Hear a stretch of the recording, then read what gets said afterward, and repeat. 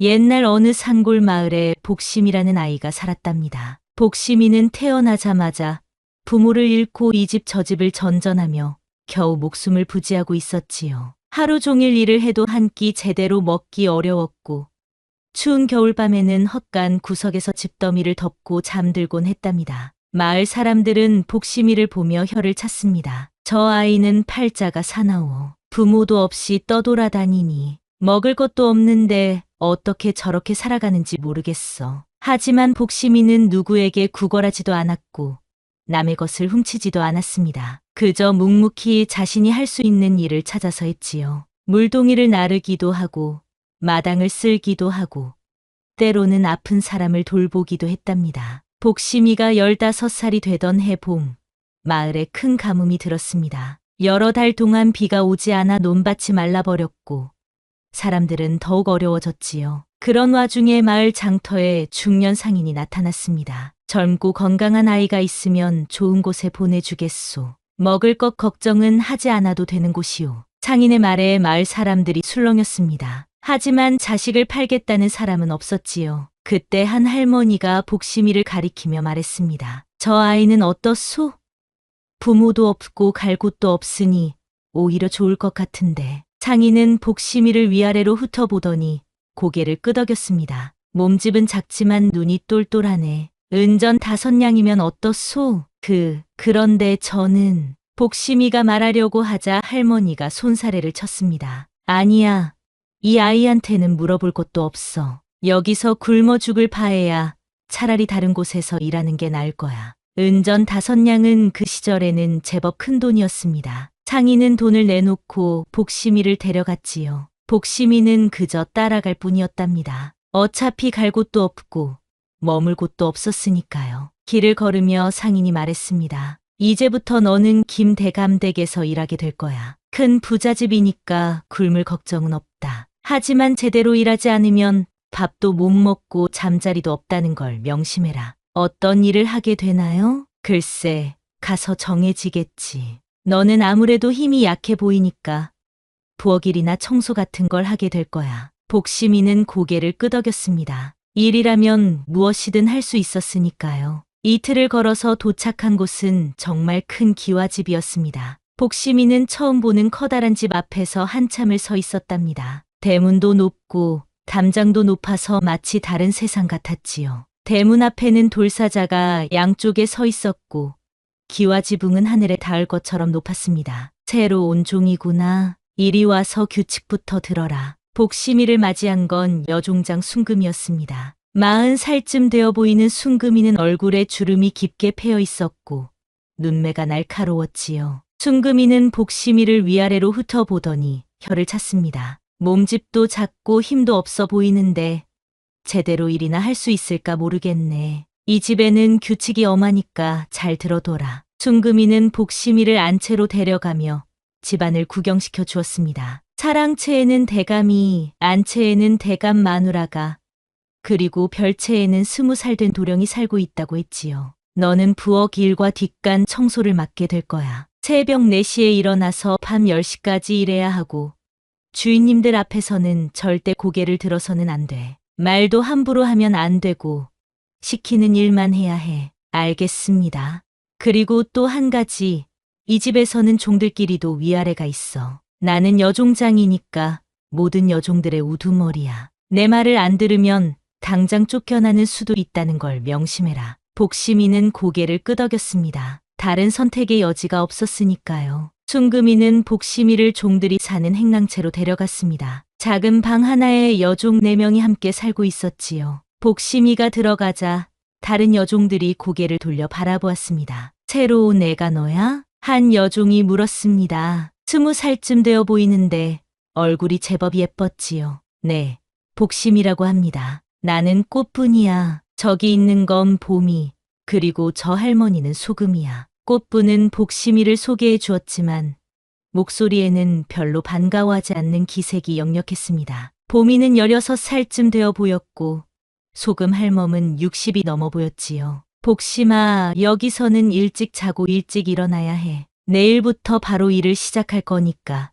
오늘은 푹 쉬어라. 소금 할멈의 말에 복심이는 고마워했습니다. 처음 만난 사람 중에서 소금 할멈만이 따뜻하게 대해주었으니까요. 첫날 새벽, 복심이는 아직 별이 떠 있을 때 깨어났습니다. 다른 종들도 모두 일어나 각자의 일을 시작하고 있었지요. 복심이는 소금 할멈을 따라 부엌으로 갔습니다. 복심아, 부엌 일은 생각보다 어려워. 주인님들 드실 음식을 준비하는 일이니까 조금이라도 실수하면 큰일이 나거든. 소금 할멈은 복심이에게 물 깃는 법부터 가르쳐 주었습니다. 우물은 집 뒤편에 있었는데 물동이가 무거워서 복심이는 여러 번 물을 쏟고 말았지요. 천천히 해. 급하게 하다가 다 쏟으면 다시 길어야 해. 한참을 연습한 끝에 복심이는 겨우 물동이를 들고 올 수 있었습니다. 하지만 부엌 일은 물 깃는 것만이 아니었지요. 쌀을 씻고 나무를 다듬고 장작을 패고 불을 지피는 일까지 해야 했습니다. 이 집 주인님들은 입맛이 까다로워. 특히 도령님은 음식에 조금이라도 이상한 것이 들어있으면 바로 알아차리신다고. 소금 할멈의 말에 복심이는 더욱 조심스러워졌습니다. 나무를 다듬을 때도 한 입 한 입 꼼꼼히 살펴보았고 쌀을 씻을 때도 몇 번이고 물을 갈아가며 씻었지요. 점심때가 되자 순금이가 부엌으로 들어왔습니다. 복심아, 뒷간 청소는 했니? 아직 못했습니다. 뭐라고? 아직 못했다고? 벌써 점심시간인데. 순금이는 크게 화를 냈습니다. 복심이는 급히 뒷간으로 달려갔지요. 뒷간은 집 맨 뒤편에 있었는데 냄새가 너무 심해서 복심이는 몇 번이나 토하고 말았습니다.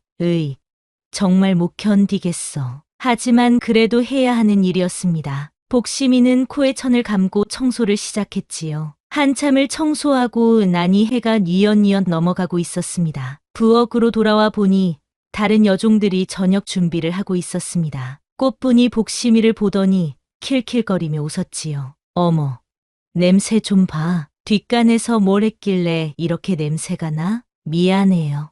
씻고 올게요. 복심이는 우물에서 몸을 씻고 돌아왔습니다. 하지만 꽃분의 시선은 여전히 곱지 않았지요. 저런 바보 같은 애를 어디서 데려온 거야? 글도 모르고 일도 제대로 못하면서 밥만 축내는구나. 복심이는 아무 말도 하지 않았습니다. 말해봐야 소용없다는 걸 어려서부터 배워왔으니까요. 그저 묵묵히 일만 했지요. 저녁을 먹을 때도 복심이는 가장 구석자리에 앉아서 조용히 밥을 먹었습니다. 다른 종들은 수근수근 이야기를 나누었지만 복심이를 대화에 끼워주지는 않았지요. 오늘 안채 마님께서 새 치마를 해 입으시더라. 도령님은 요즘 책만 보시던데 과거 시험 준비하시나 봐. 사랑채 대감님은 내일 읍내에 나가신다고 하시더라. 복심이는 이런 이야기들을 들으며 이 집 사람들에 대해 조금씩 알아갔습니다. 하지만 직접 주인들을 본 적은 없었지요. 며칠이 지나자 복심이는 조금씩 일에 익숙해졌습니다. 물 깃는 것도 능숙해졌고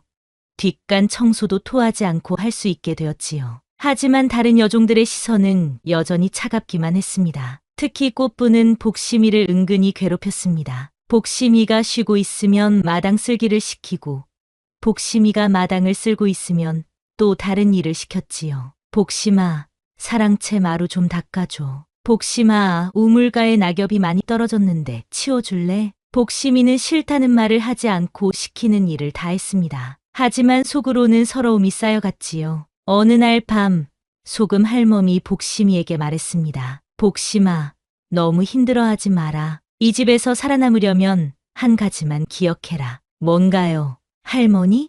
버텨라.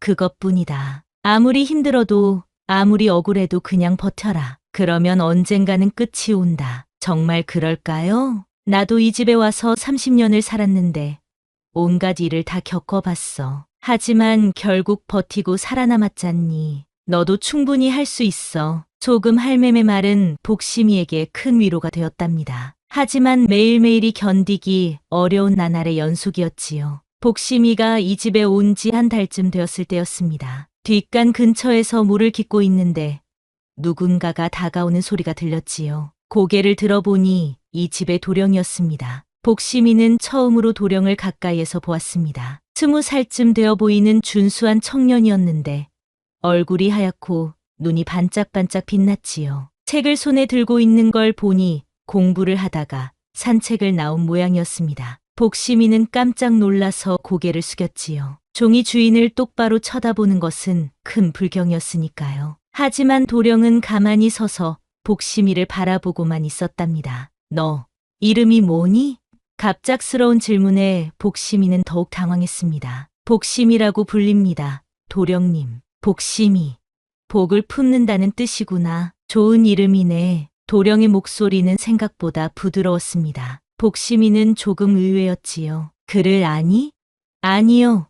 도령님, 글은 모릅니다. 그럼 내 이름이 무슨 뜻인지도 모르고 살았구나. 복심이는 아무 대답도 할 수 없었습니다. 정말 그동안 자신의 이름이 무슨 뜻인지도 모르고 살아왔으니까요. 언젠가 기회가 되면 글을 배워보렴. 글을 알면 세상이 달리 보인다. 도령은 그렇게 말하고는 사라져버렸습니다. 복심이는 그날 밤 잠자리에서 도령의 말을 계속 떠올렸지요. 글을 배우면 세상이 달리 보인다고 했는데 정말 그럴까요? 그날부터 복심이는 몰래 공부를 시작했습니다. 마루 밑에 떨어진 책 조각들을 주워서 숨겨두고 새벽마다 촛불을 켜고 글자 하나하나를 따라 그려보았지요. 처음에는 그저 그림 그리는 것 같았지만 점점 글자들이 눈에 익어갔습니다. 조금 할멈이 가끔 도와주기도 했지요. 이 글자는 사람이냐 이렇게 생겼지?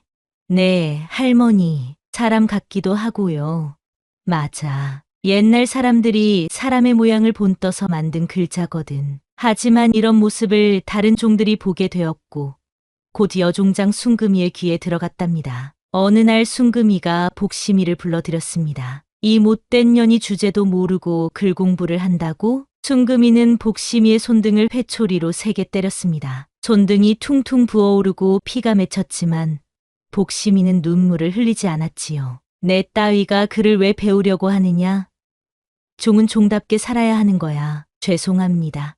앞으로 그런 짓 다시 하면 당장 이 집에서 쫓아낼 줄 알아라. 복심이는 그렇게 대답했지만 마음속으로는 다짐했답니다. 언젠가는 꼭 글을 배워서 제대로 된 사람이 되고 싶다고 말이지요. 그런데 이상하게도 도령은 점점 부엌 근처를 자주 드나들기 시작했습니다. 복심이가 일하고 있으면 멀리서 바라보다가 사라지곤 했지요. 복심이는 어찌할 바를 몰라 했답니다. 도령님이 요즘 부엌 근처를 자주 오시는 것 같던데 꽃분이 다른 여종들에게 수근거렸습니다. 정말 왜 그러실까? 글쎄, 뭔가 수상하지 않아? 복심이는 이런 말들을 들으며 불안해했습니다. 혹시 자신 때문에 도령에게 안 좋은 소문이 날까봐 걱정이었지요. 어느 날 복심이가 부엌에서 물을 깃다가 그만 물동이를 엎지르고 말았습니다. 물이 사방으로 튀면서 마침 지나가던 도령의 옷을 적셔버렸지요. 복심이는 얼굴이 하얗게 질렸습니다. 도령님, 죄송합니다. 정말 죄송합니다. 복심이는 바닥에 엎드려 빌었습니다. 다른 주인 같았으면 매를 맞거나 쫓겨날 수도 있는 일이었지요. 하지만 도령은 화를 내지 않았답니다. 괜찮다. 일부러 한 게 아니잖아. 도령은 오히려 웃으며 복심이를 일으켜 세웠지요. 넌 거짓말을 못하는구나. 눈을 보면 알겠어. 복심이는 처음으로 누군가에게 웃음을 받았습니다. 그동안 받아본 것은 화와 매질 뿐이었는데 이렇게 따뜻한 웃음을 받다니 어찌할 바를 몰랐지요. 도령님, 옷이 젖으셨는데 이런 거야 금세 마르지. 걱정하지 마. 도령은 복심이에게서 눈을 떼지 않고 있었습니다. 복심이는 그런 시선이 부담스러워서 자꾸 고개를 숙였지요. 복심아, 글 공부는 어떻게 되어가니? 도령님께서 어떻게 이 집에서 일어나는 일을 내가 모를 리 없지. 숭금이한테 혼났다면서? 복심이는 대답하지 못했습니다. 도령이 자신의 일을 알고 있다는 게 놀라웠지요. 앞으로는 내가 책을 좀 줄게. 몰래 공부해. 하지만 그러시면 도령님도 곤란해지실 텐데. 그런 건 내가 알아서 할 일이야. 내가 걱정할 것 없어. 그날부터 도령과 복심이 사이에는 묘한 기운이 흘렀습니다. 도령은 복심이를 볼 때마다 미소를 지었고 복심이는 그런 도령이 어색해서 자꾸 피해 다녔지요. 하지만 이런 모습을 지켜보는 사람들이 있었습니다. 특히 꽃분은 복심이와 도령의 관계를 의심스럽게 바라보았지요. 복심이 전연 뭔가 수상해. 왜? 도령님이 자꾸 쳐다보시잖아. 분명히 뭔가 있을 거야. 며칠 후 도령이 복심이에게 작은 책 한 권을 건네주었습니다. 이거 천자문이야. 기본적인 한자를 배울 수 있어. 도령님, 이런 걸 어떻게 받을 수 있어요? 받아. 그리고 열심히 공부해. 내가 얼마나 똑똑한 아이인지 나는 알고 있어. 복심이는 감동했습니다. 태어나서 처음으로 누군가가 자신을 똑똑하다고 말해준 것이었으니까요. 고맙습니다.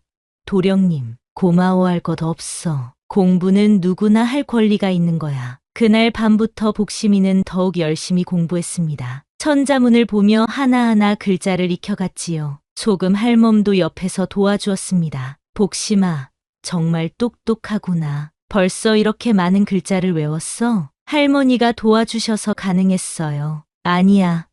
내가 똑똑해서 그런 거야. 나는 그냥 옆에서 지켜본 것뿐이야. 하지만 복심이의 변화를 가장 예리하게 지켜본 것은 꽃뿐이었습니다. 복심이가 밤마다 무엇인가를 보고 있다는 것을 알아차렸지요. 어느 날 밤, 꽃분이 몰래 복심이의 침대 근처로 다가왔습니다. 복심이가 책을 보고 있는 모습을 목격한 것이지요. 이거 뭐야? 꽃분이 갑자기 나타나자 복심이는 깜짝 놀라서 책을 숨겼습니다. 아무것도 아니에요. 아무것도 아니긴 책이었지. 어디서 났어? 정말 아무것도 아니에요. 하지만 꽃분은 이미 확신하고 있었습니다. 복심이가 누군가에게 책을 받았고 그 누군가는 10중 8구 도령일 것이라고 말이지요. 다음 날 꽃분은 순금이에게 가서 모든 것을 말했습니다. 복심이가 도령님께 책을 받아서 공부하고 있어요. 뭐라고? 정말이냐?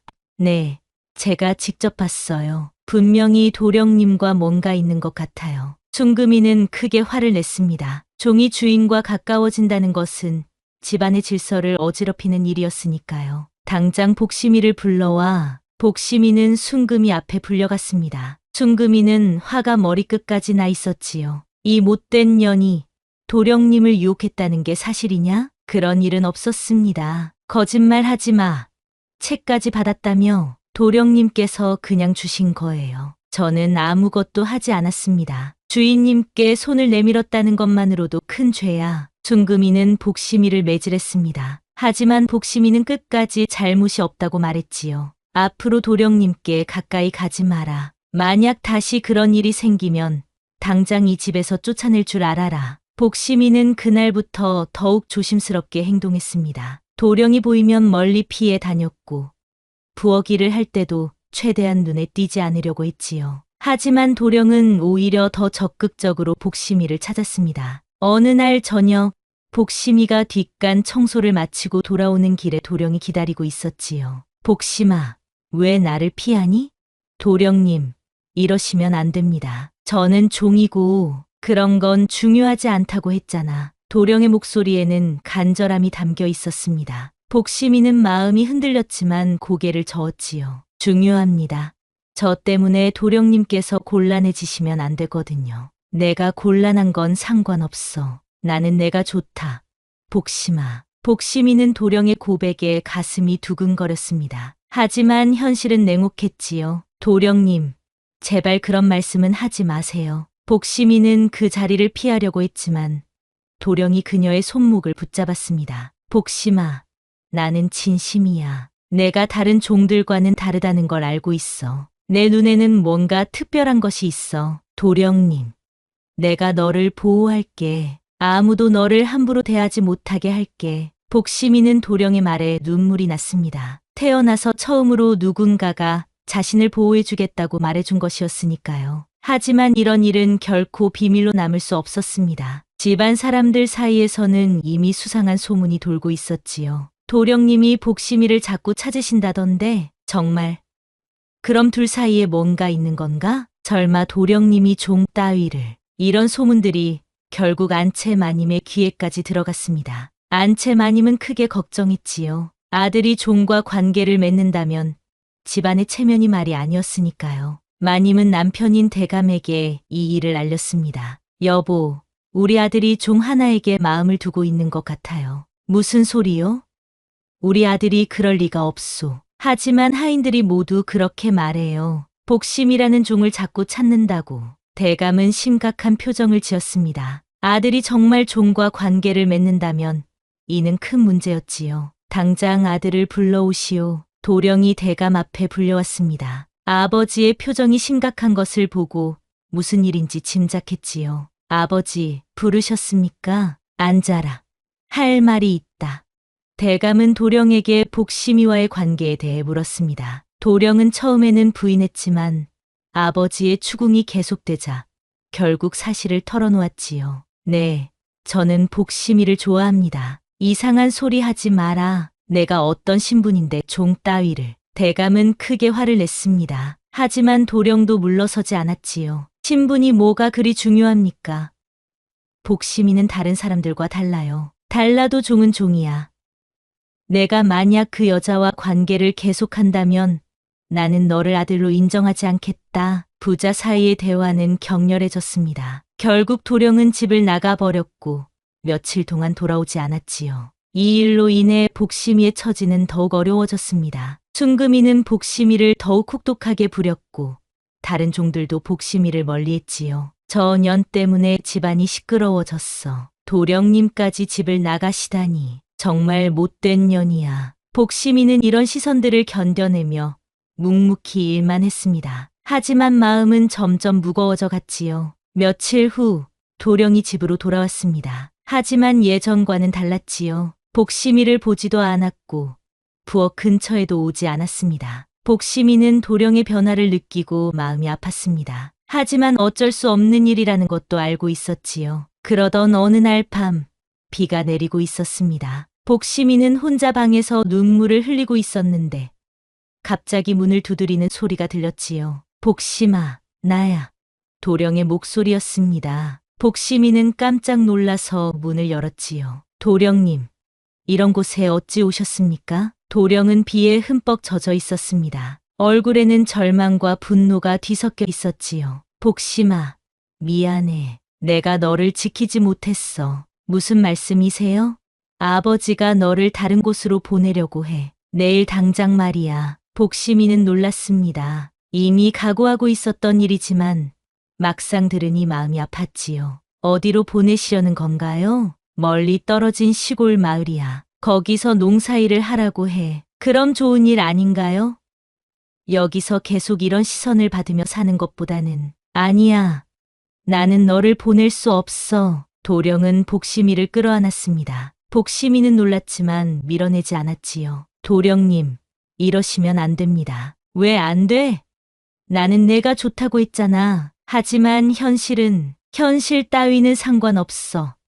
나는 너만 있으면 돼. 비가 더욱 세게 내렸습니다. 도령의 감정도 그 비처럼 격렬했지요. 복심이는 더 이상 거부할 수 없었습니다. 그 밤, 둘 사이에는 돌이킬 수 없는 일이 벌어졌답니다. 다음 날, 복심이를 다른 곳으로 보내려던 계획은 무산되었습니다. 도령이 아버지에게 강하게 반대했기 때문이지요. 하지만 집안의 분위기는 더욱 험악해졌습니다. 몇 달이 지나자 복심이는 몸에 변화가 생겼음을 느꼈습니다. 입덧이 시작되었고 몸이 무거워졌지요. 처음에는 그냥 컨디션이 안 좋은 줄 알았지만 점점 확실해졌습니다. 복심이는 몰래 마을의 의원을 찾아갔습니다. 한밤중에 몰래 빠져나가서 마을까지 걸어간 것이지요. 의원님, 제가 요즘 몸이 이상해요. 늙은 의원은 복심이를 살펴보더니 고개를 끄덕였습니다. 아가씨, 아이가 생겼습니다. 복심이는 하늘이 무너지는 것 같았습니다. 종의 몸으로 주인의 아이를 가졌다는 것은 죽음을 의미했지요.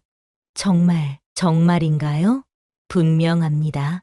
2달 정도 된 것 같네요. 복심이는 의원에게 돈을 주고 집으로 돌아왔습니다. 머릿속이 하얗게 변했지요. 어떻게 해야 할지 전혀 알 수 없었습니다. 며칠 동안 복심이는 고민했습니다. 도령에게 말해야 할지 아니면 혼자 해결해야 할지 결정할 수 없었지요. 하지만 시간은 기다려주지 않았습니다. 복심이는 최대한 숨기려고 했습니다. 헐렁한 옷을 입고 새벽마다 몰래 피를 닦았지요. 입덧 때문에 토할 때는 뒷간에 가서 조용히 했습니다. 하지만 이런 변화를 가장 먼저 알아챈 것은 꽃분이었습니다. 꽃분은 평소에도 복심이를 지켜보고 있었는데 최근 복심이의 행동이 이상하다는 것을 눈치챘지요. 복심이 요즘 이상하지 않아?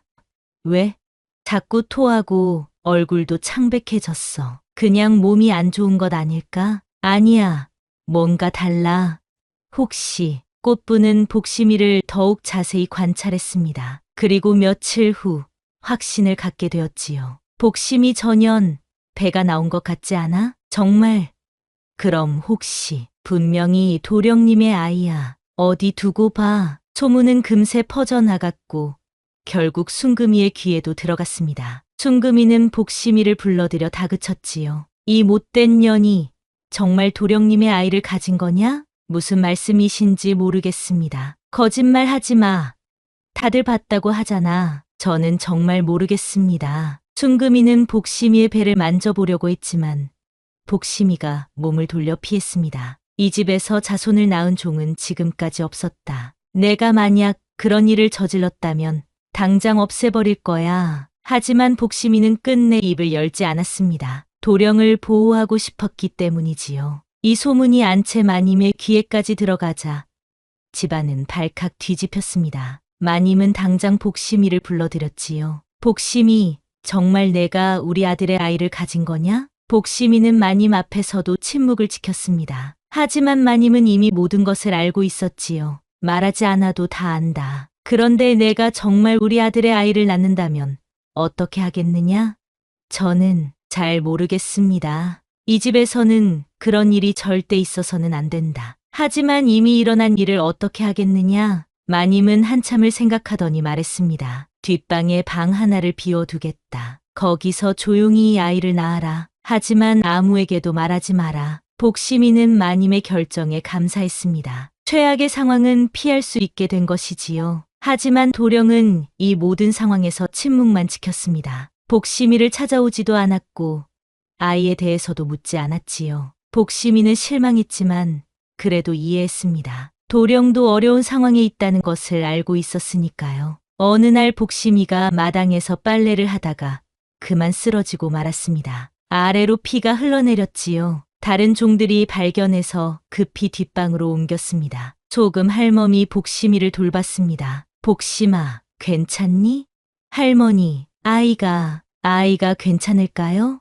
걱정하지 마. 아직 괜찮을 거야. 하지만 복심이의 상태는 계속 불안했습니다. 몸이 약해서 아이를 제대로 키울 수 있을지 의문이었지요. 몇 달 후, 복심이는 뒷방에서 혼자 아이를 낳았습니다. 아무도 도와주는 사람이 없었지만 소금 할멈이 멀리서 지켜보며 필요한 것들을 가져다 주었지요. 진통이 시작된 것은 한밤중이었습니다. 복심이는 이불을 입에 물고 소리를 참으며 아이를 낳았지요. 몇 시간의 고통 끝에 드디어 아이가 태어났습니다. 응애, 응애. 건강한 사내아이의 울음소리가 뒷방에 울려 퍼졌습니다. 복심이는 아이를 안고 눈물을 흘렸지요. 잘 왔다, 아가야. 아이는 도령을 많이 닮아 있었습니다. 특히 눈이 똑같았지요. 복심이는 아이를 보며 도령을 떠올렸습니다. 아이의 울음소리가 집안에 퍼지자 다시 소문이 일어났습니다. 하지만 이번에는 이전과 달랐지요. 안채 마님이 복심이를 유모로 등록한 것입니다. 앞으로 너는 이 아이의 유모다. 젖을 먹이고 돌보는 일을 하게 될 것이다. 마님의 말에 복심이는 고개를 숙였습니다. 비록 공식적으로는 유모였지만 복심이에게는 소중한 자신의 아이였지요. 감사합니다, 마님. 하지만 명심해라. 이 아이가 누구의 아이인지는 절대 말하면 안 된다. 알겠습니다. 복심이는 아이와 함께 뒷방에서 살게 되었습니다. 비록 좁고 어두운 방이었지만 아이와 함께 있을 수 있다는 것만으로도 행복했지요. 하지만 행복은 오래가지 못했습니다. 도령이 갑작스럽게 병에 걸린 것입니다. 원인을 알 수 없는 열병이었는데 계속 고열에 시달렸지요. 도령님이 많이 아프시다던데? 응, 며칠째 열이 안 내린다고 해. 복심이는 도령의 병 소식을 듣고 마음이 아팠습니다. 하지만 자신이 할 수 있는 일은 아무것도 없었지요. 도령의 병은 점점 악화되었습니다. 온갖 명의를 불러와도 차도가 없었지요. 결국 혼례를 앞두고 갑작스럽게 세상을 떠나고 말았습니다. 복심이는 도령의 죽음을 듣고 며칠 동안 눈물을 흘렸습니다. 아이를 안고 소리 없이 울었지요. 도령님, 정말 가신 건가요? 소금 할멈이 복심이를 위로했습니다. 복심아, 너무 슬퍼하지 마라. 죽은 사람은 어쩔 수 없는 일이야. 하지만 할머니, 도령님은 나도 안다. 하지만 이제 너는 이 아이를 위해 살아야 해. 복심이는 소금 할멈의 말에 고개를 끄덕였습니다. 이제 아이만이 자신의 희망이었지요. 도령이 죽자 대감댁에는 큰 변화가 일어났습니다. 후계자가 없어진 상황에서 복심이의 아이에게 관심이 쏠렸지요. 혹시 도령의 혈통이 아닐까 하는 추측들이 나돌았습니다. 그 아이가 정말 도령님의 아이일까? 얼굴이 좀 닮은 것 같기는 한데, 하지만 종의 아이를 어떻게 인정해? 이런 이야기들이 오가던 중 집안의 친척인 윤지라는 청년이 나타났습니다. 윤지는 대감의 조카로 자신이 이 집의 새로운 주인이 되려고 했지요. 큰아버지, 이제 제가 이 집을 이어받아야 하지 않을까요? 그래, 내가 유일한 혈육이니까. 하지만 윤지는 복심이의 아이가 걸림돌이 될 수 있다고 생각했습니다. 혹시 그 아이가 정말 도령의 아이라면 자신의 계획에 차질이 생길 수 있었으니까요. 윤지는 복심이를 보며 노골적으로 적대감을 드러냈습니다. 이 집을 망친 근원이 바로 저 여자야. 어떻게 종 따위가 이런 일을 저질렀을까? 윤지는 몰래 꽃분을 불러서 거짓 증언을 하도록 했습니다. 꽃분아, 내가 나를 도와준다면 좋은 일이 있을 거야. 무슨 일인가요? 복심이에 대해 증언해줘. 그 여자가 도령님뿐만 아니라 다른 남자들과도 관계를 맺었다고 말이야. 하지만 그런 일은 없었는데요. 상관없어. 그냥 그렇게 말하면 돼. 그러면 내가 여종장이 될 수 있을 거야. 꽃분은 여종장이 되고 싶은 욕심에 윤지의 제안을 받아들였습니다. 다음 날 꽃분은 다른 종들 앞에서 거짓말을 했습니다. 사실은 복심이가 도령님뿐만 아니라 다른 남자와도 관계를 맺었어요. 그 아이가 정말 도령님의 아이인지 의심스러워요. 정말이야? 네, 제가 직접 봤어요. 복심이가 마을 청년과 만나는 것을 여러 번 목격했거든요. 이 거짓말이 퍼지자 집안이 떠들썩해졌습니다. 복심이는 이런 모함을 받으면서도 말없이 견뎌냈지요. 그런 일은 없었습니다. 복심이는 거짓 증언에 대해 부인했지만 이미 소문은 퍼진 후였습니다. 증거도 없으면서 왜 부인해? 그래, 분명히 뭔가 숨기는 게 있을 거야. 하지만 진짜 시련은 아이가 병으로 쓰러진 때부터 시작되었습니다. 갑자기 열이 나면서 먹지도 못하게 된 것이지요. 복심이는 밤낮으로 아이를 돌봤습니다. 하지만 아이의 상태는 점점 나빠져만 갔지요. 아가야, 제발 아프지 마. 엄마가 뭐든지 할게. 복심이는 아이 옆에서 밤새 기도했습니다. 하지만 아이는 계속 울기만 했지요. 이때 윤지가 나타나서 말했습니다. 그 아이가 죽는 게 모두에게 좋을 텐데. 무슨 말씀이세요? 혈통도 불분명한 아이 때문에 집안이 시끄러우니까 말이야. 복심이는 윤지의 말에 분노했습니다. 하지만 자신의 처지로는 아무 말도 할 수 없었지요. 결국 복심이는 마침내 대감 앞에 나아가기로 결심했습니다. 그동안 한 번도 주인 앞에 나선 적이 없었지만 아이를 위해서는 어떤 일이든 할 수 있었지요. 대감마님, 제가 말씀드리고 싶은 것이 있습니다. 대감은 복심이가 자신 앞에 나타난 것을 의외로 여겼습니다. 무엇을 말하고 싶다는 거냐? 제 목숨은 어떻게 되어도 상관없습니다. 하지만 이 아이만은 지켜주시기 바랍니다. 복심이는 무릎을 꿇고 간절히 호소했습니다. 이 아이는 분명히 도령님의 피를 이어받은 아이입니다. 다른 사람들이 뭐라고 해도 저는 확신합니다. 내가 어떻게 확신하느냐? 저는 도령님 외에는 다른 남자를 가까이 한 적이 없습니다. 이 아이는 분명히 도령님의 아이예요. 복심이의 간절한 호소에 대감도 마음이 움직였습니다. 그리고 안채 마님이 조용히 나타나서 말했지요. 저 아이가 우리 집 혈통이라는 것은 저도 알고 있었습니다. 부인, 무슨 말이요? 도령의 눈을 그대로 닮았으니까요. 그리고 이마의 점도 똑같아요. 마님의 증언에 대감은 고개를 끄덕였습니다. 사실 대감도 아이를 보며 느끼는 것이 있었지요. 그렇다면 이 아이를 어떻게 해야 하겠소? 앞으로 이 아이는 복심이가 책임지도록 하는 게 어떨까요? 복심이도 더 이상 종이 아니라 이 아이의 어머니로 대우하면서 말이에요. 결국 대감은 결정을 내렸습니다. 좋소, 앞으로 이 아이는 내 책임이다. 내가 제대로 키워라. 이 말은 복심이가 더 이상 종이 아니라는 뜻이었습니다. 복심이는 처음으로 사람 대접을 받게 되었지요. 감사합니다, 대감마님. 복심이는 눈물을 흘리며 감사 인사를 했습니다. 종명부에서 이름이 사라지고 이제는 아이의 어머니로서 당당히 살 수 있게 되었지요. 윤지는 이 결과에 불만이었지만 대감의 결정에 감히 반대할 수는 없었습니다. 그로부터 수년이 흘렀습니다. 복심이의 아이는 건강하게 자라서 훌륭한 청년이 되었지요. 복심이는 아이에게 글을 가르쳤고 아이는 뛰어난 재능을 보였습니다. 어머니, 이 글자는 뭐라고 읽는 거예요? 그건 학슈에이라는 글자란다. 배울 학자지. 배운다는 게 뭐예요? 새로운 것을 알게 되는 거야. 내가 지금 글자를 익히는 것도 배우는 거고. 아이는 복심이가 가르쳐주는 모든 것을 흡수했습니다. 글자뿐만 아니라 예의범절도 배웠고 세상 돌아가는 이치도 익혔지요. 복심이는 아이를 가르치면서도 자신도 계속 공부했습니다. 소금 할멈이 가끔 책을 구해다 주었고 복심이는 그 책들을 읽으며 지식을 넓혀갔지요. 복심아, 내가 이렇게 똑똑할 줄 몰랐어. 할머니 덕분이에요. 할머니가 도와주지 않으셨다면 저도 아이도 이렇게 될 수 없었을 거예요. 아니야. 내 자신의 노력이야. 그리고 그 아이도 정말 특별해. 배우는 속도가 남다르더라. 정말로 아이는 남다른 재능을 보였습니다. 한 번 배운 것은 절대 잊지 않았고 어려운 내용도 금세 이해했지요. 아이가 10살이 되던 해 큰 변화가 있었습니다. 대감이 아이의 재능을 알아보고 정식으로 교육을 시키기로 한 것입니다. 복심아, 이 아이를 서당에 보내야겠다. 정말인가요? 대감마님?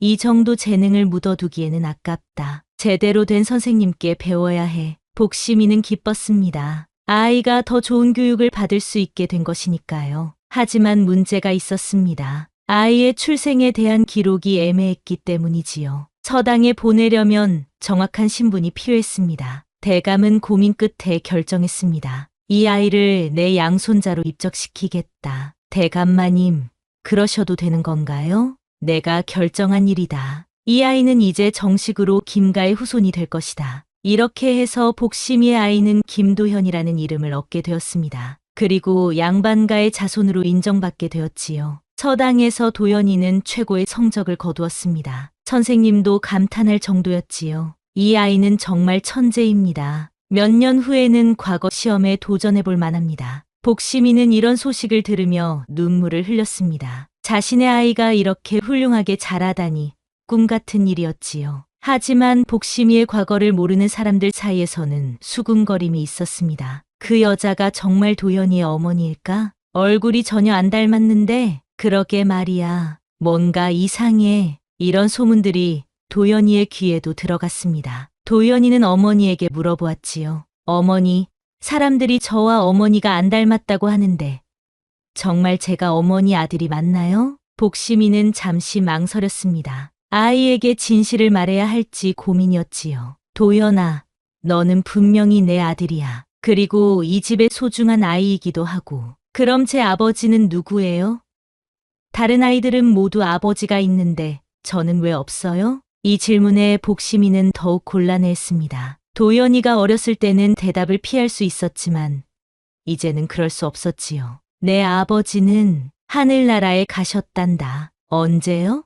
내가 아주 어렸을 때. 그래서 기억하지 못하는 거야. 도연이는 더 이상 묻지 않았습니다. 하지만 마음 한구석에는 의문이 남아 있었지요. 세월이 더 흘러 도연이가 15살이 되었을 때 과거 시험을 보기로 했습니다. 선생님도 적극 추천했고 대감도 허락했지요. 도연아, 시험 준비는 어떻게 되어가니? 열심히 하고 있어요.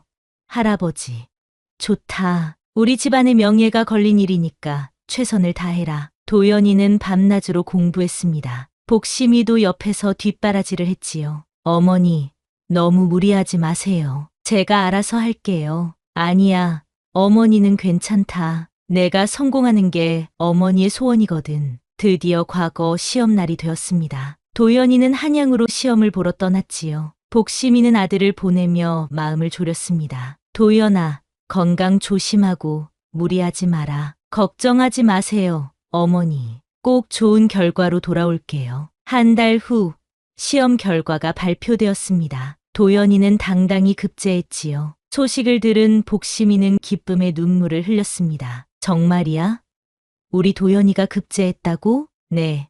복심 어머님. 도연 도령이 장원급제하셨어요. 장원급제는 1등으로 합격하는 것이었습니다. 집안 전체가 들썩였지요. 대감은 크게 기뻐하며 잔치를 열었습니다. 이것은 우리 집안의 영광이다. 복심이도 잔치에 참석했습니다. 이제는 더 이상 종이 아니라 도연이의 어머니로서 당당하게 자리에 앉을 수 있었지요. 도연이가 한양에서 돌아왔을 때 복심이는 아들을 끌어안고 울었습니다. 도연아, 정말 자랑스럽다. 어머니 덕분이에요.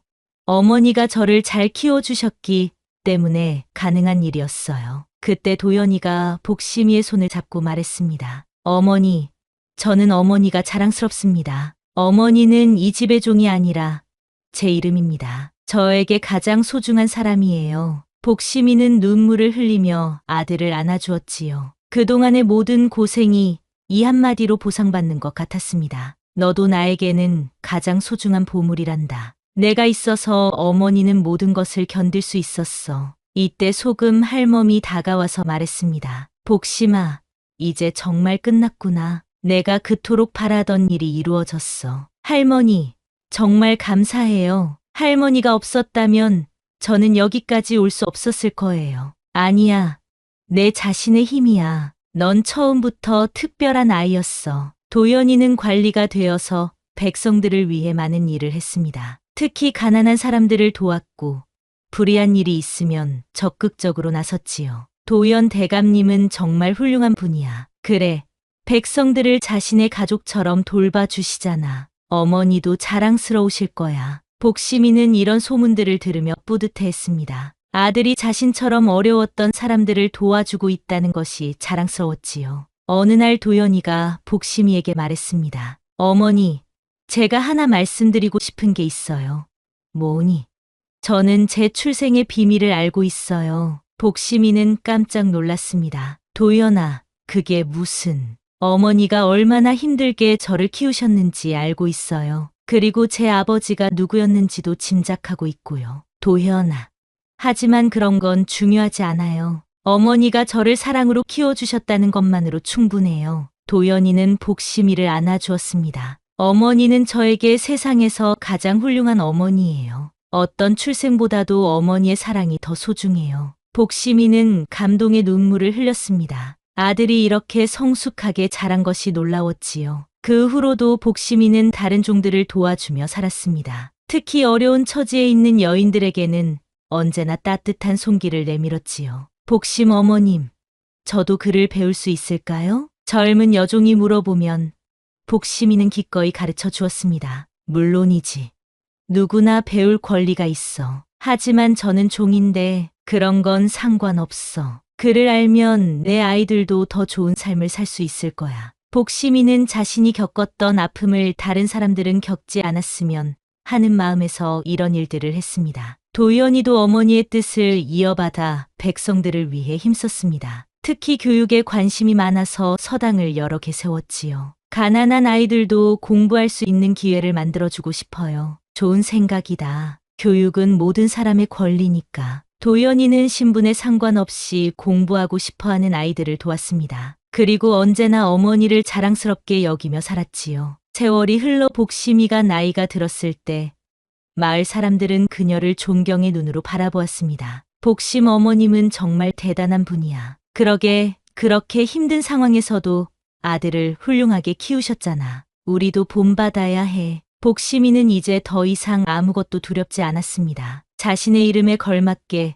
진짜 복을 품게 된 것이지요. 어느 날 저녁 복심이와 도연이가 함께 앉아 이야기를 나누었습니다. 어머니, 지금 행복하세요? 물론이지.